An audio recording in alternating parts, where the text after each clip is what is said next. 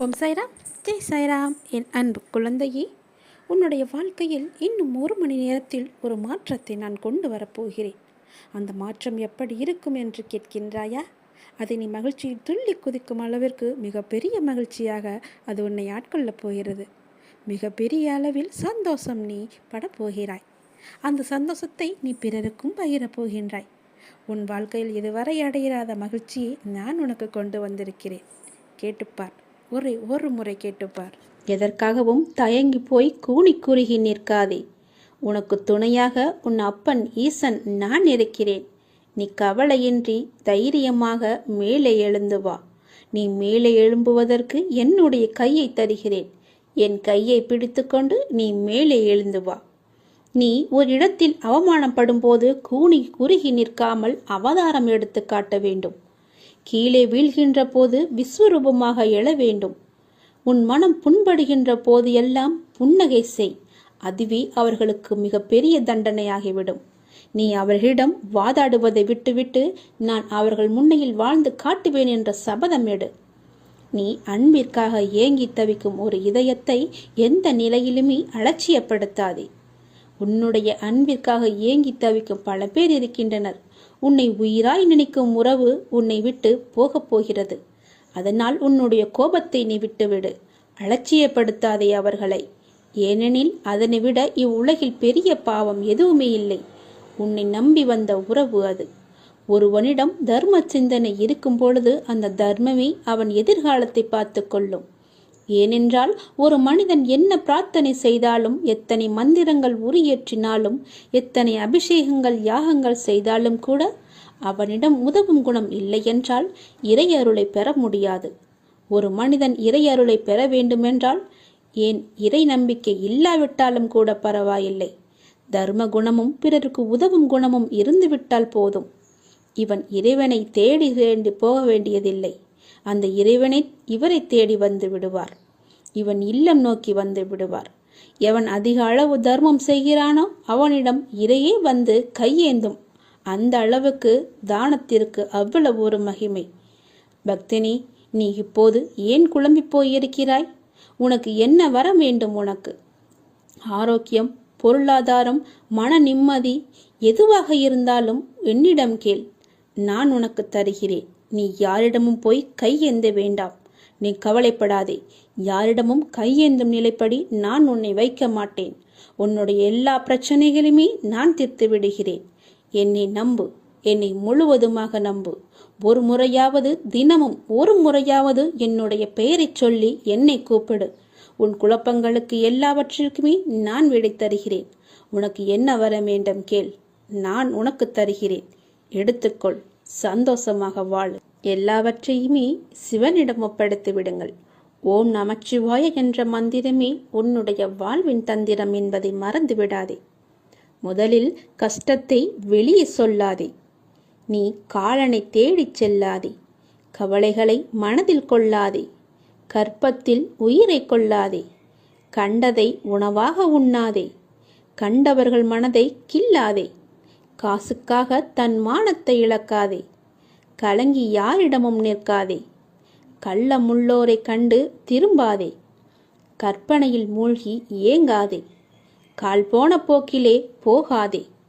கர்மத்தை கையில் ஏந்தாதே. காலம் கடந்து பெருமூச்சு வாங்காதே. கடவுள் மீது ஒருபோதும் பழி போடாதே. நான் சொல்வது எல்லாம் விளங்குகிறதா? உன்னுடைய கஷ்டத்தை முதலில் நீ வெளியே சொல்லக்கூடாது. காலனை தேடி செல்லக்கூடாது. தானாகவே வரட்டும் என்று விடு. கவலைகளை மனதிலேயே கொள்ளாதே. கற்பத்திலேயே ஒரு உயிரை கொல்லக்கூடாது. அது மிக பெரிய பாவம். கண்டதையும் உணவாக உண்ணாதே.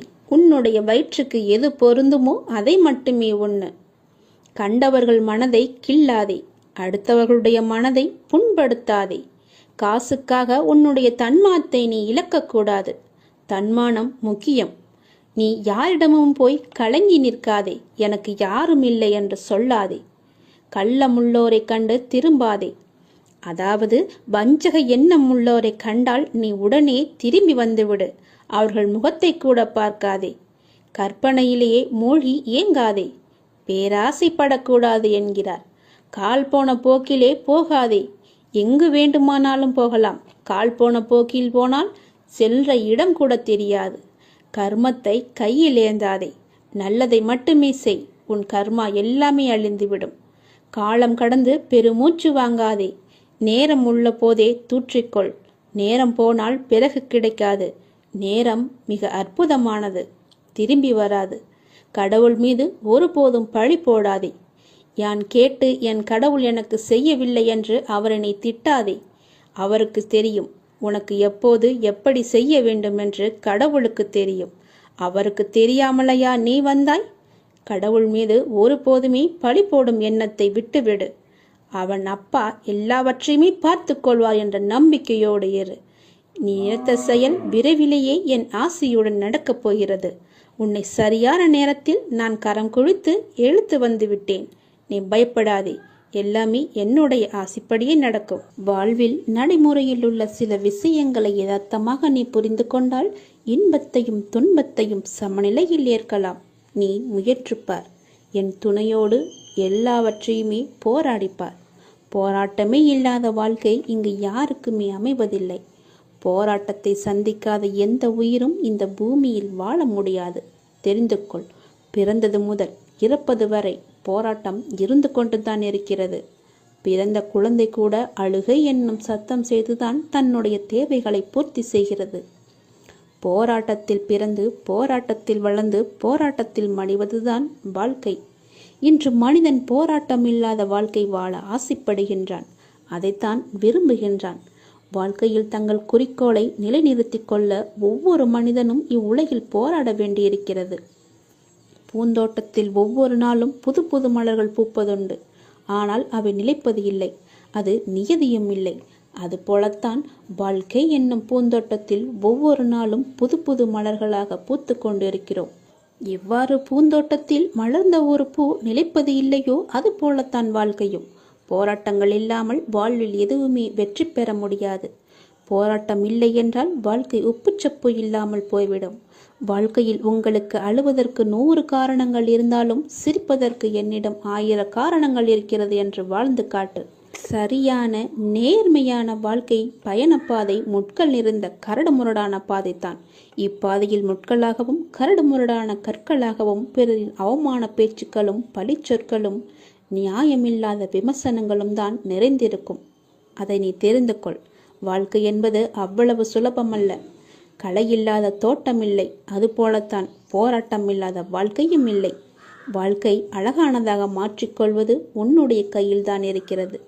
எல்லோருடைய வாழ்விலும் இன்பம் துன்பம் என்று எல்லாமே கலந்துதான் இருக்கும். நாம் அவற்றை எப்படி எடுத்துக்கொள்கிறோம் என்பதுதான் மிக முக்கியம். ஆசையை குறைத்து கொள்ள வேண்டும். மனநிறைவு இருந்தாலே போதும். உன்னுடைய வாழ்வில் மகிழ்ச்சி தானாக நிலைத்து நிற்கும். போராட்டம் இருந்தாலும் கூட யாரும் வாழ்க்கையை வெறுப்பதில்லை. போராட்டங்களை எல்லாம் ஏற்றுக்கொள்ளவும் நமக்கு ஏற்றதாக மாற்றிக்கொள்ளவும் பழகினாலே போதும். வாழ்க்கை பூந்தோட்டமாக மாறிவிடும். உங்களின் வாழ்வில் நல்லது நடக்க வேண்டுமென்றால் நான் சொல்வதை பின்பற்றுங்கள். நீங்கள் எப்படிப்பட்ட பாதையில் பயணம் செய்தாலும் உங்கள் நற்சிந்தனையாலும் நற்செயல்களாலும் மலரும் புதிய பயனுள்ள மலர்களால் பாதையை நிரப்புங்கள். உங்கள் வாழ்வு இனிதாக அமையும். நீங்கள் வாழ வாருங்கள். என்னுடைய ஆசையுடன் நீங்கள் போராட்டத்தில் குதிக்க தயாராக இருங்கள். என் துணை உனக்கு உண்டு. வாழும் ஒவ்வொரு நிமிடமும் இறை சிந்தனையுடன் இருங்கள். இறை சிந்தனை உள்ள பொழுது விழிப்புணர்வுடன் ஒவ்வொரு செயலையுமே நன்றாக துல்லியமாக எந்த குறையும் இல்லாமல் செய்ய முடியும். விழிப்புணர்வுடன் நீங்கள் செய்யும் எந்த செயலும் தவறாவதற்கு வாய்ப்பே கிடையாது. விழிப்புணர்வுடன் செய்யும் செயல்கள் நிச்சயம் ஒரு நாள் வெற்றியை தரும். உங்களுக்கு கிடைக்கும் வெற்றிக்கும் தோல்விக்கும் நிச்சயமாக ஒரு காரணம் இருக்கும். இரண்டையும் ஒன்றாக எடுத்துக்கொள்ள நீங்கள் முயற்சி செய்யுங்கள். வெற்றிக்காக மட்டும் செயல்களை செய்யக்கூடாது. ஒவ்வொரு செயலையும் இறைவனுக்காக நீங்கள் செய்யுங்கள். உங்களை படைத்த கடவுளுக்காக செய்யுங்கள். எந்த ஒரு எதிர்பலனையும் பார்க்காமல் எதிர்பாராமல் எதிர்பார்ப்புகள் இன்றி நீங்கள் செய்யும் ஒவ்வொரு செயலுமே அந்த இறைவனை போய் சேரும். உங்களுடைய புண்ணிய கணக்கில் சேரும். அதற்கு நிச்சயமாக பல மடங்கு பலன்கள் உங்களை தேடி தானாக வந்து சேரும். ஒவ்வொரு நாளின் முடிவிலும் நீங்கள் இறைவனுக்கு நன்றி சொல்ல பழகுங்கள். கண்டிப்பாக அன்றைய நாளில் நன்றி சொல்வதற்கு என்று ஏதேனும் ஒன்று நடந்திருக்கும். அதை நினைத்து இறைவனுக்கு நீங்கள் நன்றி சொல்லுங்கள். விடியும் பொழுது இறைவனின் ஆசியுடன் தொடங்குங்கள். முடியும் இரவும், அதாவது அன்றைய நாளின் முடிவும் இரவும் நன்றி சொல்லி உறங்குங்கள். மறுநாள் காலை உங்களுக்கு நல்ல நாளாகவே அமையும். இன்று எங்களுக்கு அமைத்து கொடுத்ததற்கு மிகவும் நன்றி இறைவா என்று இறைவனுக்கு நீங்கள் நன்றி சொல்லுங்கள்.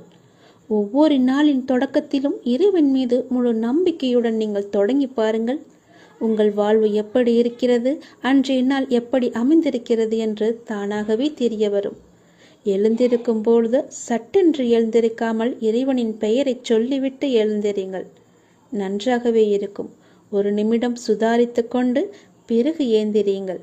அப்பாவின் பெயரை சொல்லி எழுந்திரியுங்கள். உங்கள் வாழ்க்கை மீது உங்களுக்கு இருக்கும் அக்கறையை விட உங்களை படைத்த இறைவனுக்கு நிச்சயமாகவே அதிக அக்கறை இருக்கும். நம்புங்கள், நன்றாக நீங்கள் வாழ்வீர்கள். இதனை உணர்ந்தால் இறைபலமும் மனோபலமும் உங்களிடம் அதிகரிக்கும் தானாகவே. இறைவனின் அருளும் ஆசியும் உங்களிடம் நிறைந்திருக்கும் முழுவதுமாகவே. எப்போதும் இறைவனின் அருளோடும் ஆசியோடும் நாம் தொடங்கும் நாள் வெற்றி நாளாகவே நமக்கு அமையும். இறைவனுக்கு நன்றி சொல்ல மட்டும் நீங்கள் மறந்து விடாதீர்கள். இறைவனின் நாமத்தை ஜெபித்து கொண்டே இருங்கள். சோகம் என்னும் பறவை உங்கள் தலைக்கு மேல் பறப்பதை தடுக்க முடியாது. ஆனால் தலைக்கு மேல் கூடு கட்டுவதை தவிர்க்கலாம் தானே? யாரும் உன்னை குறை கூறினால் அது உண்மையாயின் திரித்துக்கொள், பொய்யாயின் அதை நகைத்து விடு. வீழ்வது வெட்கமல்ல, ஆனால் வீழ்ந்து கிடப்பதுதான் வெட்கம். புரிகிறதா? வீழ்ந்து கிடப்பதுதான் வெட்கம். வீழ்ந்தால் உடனே எழுந்துவிடு. நீ நகைத்து அவர்களுக்கு முன் நகைத்துப்பார், அவர்களே தலை தெறிக்க ஓடிவிடுவார்கள். பேருந்து பயணத்தில் நடத்துனர் கொடுக்க வேண்டிய மீது சில்லறைக்காக முழு பயணத்தையும் நாம் ரசிக்க மறக்கிறோம். அப்படிதான் வாழ்க்கையிலும் சில சில்லறை பிரச்சனைக்காக முழு வாழ்க்கையுமே நாம் ரசித்து வாழ மறந்து விடுகிறோம். ஆகவே விழிப்புணர்வுடன் எது வாழ்விற்கு உகந்தது, எது உகந்ததல்ல என்பதில் கவனத்துடன் இருந்தால் இலக்கை நோக்கி அடைவது மிக மிக எளிது. அனைத்திலும் பேதம் பாராது சமநிலைத்தன்மையை கொண்டிடுங்கள். மனம் அழகாக இருந்தால் காணும் காட்சிகளும் அழகாகவே இருக்கும். ஆகவே மனதில் குப்பையான கீழான எண்ணங்களை ஒருபோதும் சேர்க்காதே. மனதில் நல்ல நேர்மையான எண்ணங்களை விதையுங்கள். நல்லது நடக்கும். எப்போதும் உண்மையை பேச கற்றுக்கொள்ளுங்கள். உண்மைக்கு நிகர் உண்மை மட்டும்தான். பொய் ரொம்ப நாட்கள் வாழாது, சீக்கிரமாகவே மடிந்துவிடும். ஆரம்பத்தில் சற்று சிரமமாகத்தான் இருக்கும். பழகிவிட்டால் பொய் சொல்லவே நமக்கு கூச்சமாக இருக்கும். உண்மைக்கு மிக வலிமையான சக்தி இருக்கிறது. அது சத்தியமானது, வலிமையானது. இறைவனுக்கு இறங்கி வருவார். நாம் வாழ்கின்ற வாழ்வில் அறமாகிய உண்மை இருந்தால் அந்த இறைவனை நம்மை தேடி தானாக இறங்கி வருவார். வாழ்கின்ற வாழ்வில் அறமாகிய உண்மை இருந்தால், அறமாகிய உண்மை இருந்தால் மட்டுமே இறைவன் நம்முடன் கலந்து விடுவார். ஆகவே உண்மை, நேர்மை, சத்தியத்தை எல்லாம் கடைபிடித்து வாழுங்கள். நீங்கள் வாழ்வதில் உயர்வது சென்னம். உங்கள் வாழ்வை யாராலுமே எதுவுமே செய்ய முடியாது. உண்மைக்கு அழிவே கிடையாது. அதை முதலில் தெரிந்து கொள்ளுங்கள். உண்மை சொல்லுவதால் என்ன ஆகிவிடப் போகிறது? ஒரு பொய்யை சொல்லி காலம் முழுவதும் குற்ற உணர்ச்சியுடன் இருப்பதற்கு பதிலாக ஒரு உண்மையை சொல்லி நிம்மதியாக வாழ்ந்து விடலாம். அந்த உண்மைக்கு அவ்வளவு நிம்மதியை தரும் சக்தி இருக்கிறது. அதை நீ மறந்து விடாதே. பொய்யை சொல்லி இன்று தப்பித்து விடலாம். நாளை நிச்சயமாகவே காலம் காட்டிக் கொடுக்கும். அதனால் உண்மையாகவே இருங்கள். நாக்கில் வருவது எப்போதுமே உண்மையான பேச்சாக மட்டுமே இருக்கட்டும். நான் உங்களிடம் வருகிறேன். ஒருவர் தனது இறை பக்தியில் முழுமையும் வலிமையும் அடைந்த பின்னர் அவருக்கு பக்தியானது முத்திவிட்டது என கூறுவதும் வழமையே. எனவே முழுமை முதிர்ச்சி அடைந்த நிலையே முத்தி, முக்தி என்று சொல்வார்கள். முதிர்ந்த பழம் முதிர்ந்துவிடும், முதிர்ந்த உயிர் இறந்துவிடும். எடுத்த காரியத்தை நீ பாதியில் விடாதே. செய்வதை திருந்தச் செய் என்ற உபதேசம் அனைவருக்குமே பொருந்தும். குருவை அடைந்து மரியாதையுடன் கற்றுக்கொள், கற்றதை மனனம் செய்து உருவேற்றிக்கொள் என்பது எல்லா மாணவர்களுக்குமே பொருந்தும். தொழில்நுட்பத்தை தெரிந்து கொள்ள முனையும் மற்றவர்களுக்குமே உரிய உபதேசம்தான் இது.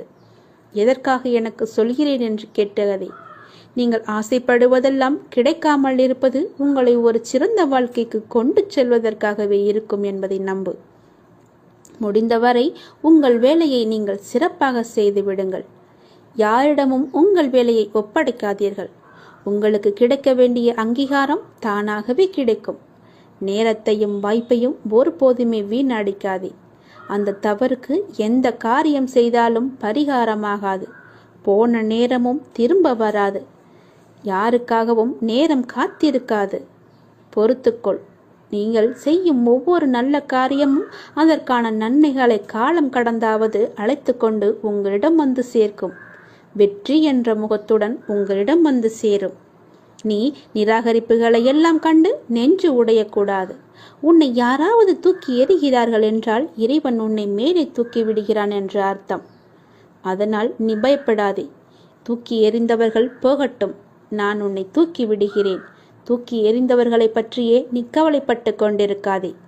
எதிர்பார்த்து ஏமாற்றங்கள் மட்டும்தான் கிடைக்கும். என் வாழ்வில் அற்புதங்களை நிகழ்த்துவேன் என்று நீ நம்பிக்கையுடன் காத்திருக்கிறாய் அல்லவா? உன் தந்தை நிச்சயமாகவே உன் வாழ்வில் அற்புதங்களை நிகழ்த்தப் போகிறேன். சில நேரங்களில் நீங்கள் செய்யக்கூடிய செயல்களை எல்லாம் சிந்திக்க வேண்டாம், கற்பனை செய்ய வேண்டாம். அது ஆச்சரியப்படுவதற்கில்லை. எல்லாவற்றையும் சிறப்பாக செயல்படும் என்று மூச்சு விடுங்கள். நம்பிக்கை வைத்திருங்கள். நான் அப்பா, என்னுடைய அப்பா சிறப்பாக அதை முடித்து தருவார் என்ற நம்பிக்கையோடு நீங்கள் காத்திருங்கள். நான் அவர் மீது வைத்திருந்த நம்பிக்கையும் பக்தியும் பொறுமையும் தன்னம்பிக்கையும் அவர் எனக்கு நிச்சயம் அதற்கான பலனை தருவார் என்று நம்புங்கள். நீ வைத்த நம்பிக்கைக்கு நிச்சயமாகவே நான் கைமாறு செய்வேன். உன் மனதில் எந்த சலனமும் இல்லாமல் இருக்கிறாய். நான் உனது பாவ மூட்டையை தூக்கி நான் சுமக்கிறேன். நீ கவலைப்படாதே. எல்லாவற்றையுமே நானே பார்த்து கொள்கிறேன். நீ எப்பொழுதும் போல சந்தோஷமாக இரு. நீ இப்போது உன் மனதில் ஏகப்பட்ட குழப்பங்களுடன் பதற்றத்துடனும் இருக்கின்றாய். வீணான கவலைகளை உன் மனதில் வைத்து கொண்டிருக்கிறாய். உன் மனமானது, உன் இதயமானது துடித்துடிப்புடன் காணப்படுகிறது. ஏன்? எதற்காக? வீணாக எதற்காக இந்த கவலை? ஏன் இந்த குழப்பம்? எதற்காக இந்த பதற்றம்? ஏன் இந்த துடித்துடிப்பு? நீ முதலில் அனைத்தையுமே விட்டுவிடு. உன் வேலைகளை பார்த்து கொண்டிரு. போகிற போக்கிலேயே போய்கொண்டிரு. எதையும் நீ தூக்கி சுமந்து கொண்டிருக்காதே. அதை முதலில் மறப்பதற்கு என்ன செய்ய வேண்டுமோ அதை செய். உன்னுடைய மனம் அதிலேயே லயித்து இல்லாமல் வேறு பக்கம் திருப்பு. அப்போதுதான் அவற்றை பற்றி எண்ணம் உன் மனதில் இழுக்காமல் இருக்கும். நான் உனக்காக அவதரித்தவன். நான் இருக்கும்போது எதற்காக நீ கவலைப்படுகிறாய்? உன்னை நல்லபடியாக உயர்த்த உனக்காக பாடுபட்டு கொண்டு நான் இங்கே இருக்கிறேன். தயவு செய்து நான் உன்னுடன் இருப்பதை நீ உணர்ந்து கொள். நான் வருவதற்கு முன்பும் வந்ததற்கு பிறகும் நடந்து கொண்டிருப்பதை நீ உணர்ந்து கொள். நான் வருவதற்கு முன்பு என்ன செய்து கொண்டிருந்தாய், நான் வந்த பிறகு எப்படியெல்லாம் உன்னுடைய பிரச்சனைகள் தீர்ந்தன என்று கொஞ்சம் திரும்பிப்பார். உன்னை எப்படி நான் கைவிடுவேன் என்று ஒரு நொடியில் நீ நினைத்து விட்டாய்? உன் அப்பா உன்னை பார்த்து கொள்ள மாட்டேனா? உன்னை அவ்வளவு சீக்கிரம் விட்டு விடுவேன் என்று நினைக்கிறாயா? உன்னை அனைத்து திசைகளிலிருந்தும் பாதுகாத்து கொண்டிருக்கிறேன். நான் இருக்கும் இடத்தில் எவரையுமே நெருங்க விட மாட்டேன். நான் உனக்குள்ளே நீக்கமர நிறைந்திருக்கிறேன். என் கண் பார்வை உன் மீது விழுந்து கொண்டிருக்கும் போது எந்த கெடுதலும் வந்து உன்னை துன்புறுத்திவிட முடியாது. தெரிந்து கொள். எந்த துன்பமும் உன் அருகில் கூட வர பயப்படும். நான் இருக்கிறேன். நீ பயப்படாதே. உனக்கு வரும் பிரச்சனைகள் எல்லாமே சிறு சிறு வகைதான். பயப்படாதே. பெரிதாக ஒன்றையும் நான் கொடுக்க மாட்டேன். கொஞ்சமாவது உனக்கு பக்குவம் வேண்டும் என்பதற்காகத்தான் இதையெல்லாம் கொடுத்தேன். சின்ன பிரச்சனையை பெரிதாக பார்க்காதே. மனதில் போட்டு குழப்பத்தை ஏற்படுத்தாதே. உன்னை நீயே பதற்றப்பட வைக்காதே. வீணான கவலைப்பட்டு உன் உடம்பை நீ வீணடிக்காதே. உன் இதயம் சீராக துடிக்க வேண்டும். அப்பொழுதுதான் நீயும் நன்றாக இருப்பாய். எப்படி என் வேண்டுகோள்கள் அனைத்தையும் இப்படி நிறைவேறியது என விரைவிலேயே நீ ஆச்சரியப்பட போடுகிறாய். கவலைப்படாதே குழந்தையே, என் கண்ணிலிருந்து வரும் அருள் கதிரால் நீ பாதுகாக்கப்படுகிறாய். அதனால் நீ கவலையை விடு. என்னுடைய கண்ணின் ஒளி உன் மீது இருக்கிறது. என் பார்வை முழுவதுமாகவே உன் மீது மட்டும்தான் இருக்கிறது. என்னை மீறி எதுவுமே உனக்கு நடக்காது. பயப்படாமல் தைரியமாக இரு. சந்தோஷமாகவே வைத்துக்கொள்.